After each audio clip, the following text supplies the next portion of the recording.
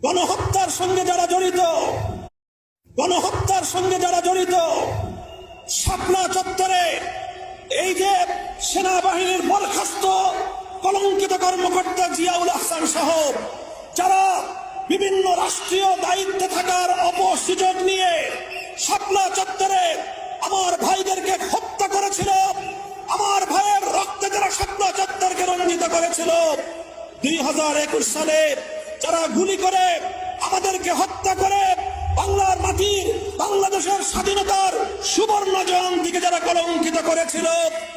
এরপরে চলমান বৈষম্য বিরোধী ছাত্র আন্দোলনে গুলি চালিয়ে যারা প্রায় 5 শতাধিক বাংলার আবাল বৃদ্ধ বনিতা শিশু নারী পুরুষকে হত্যা করে বাংলাদেশকে আজকে একটি মৃত্যুপুরীতে পরিণত করেছে,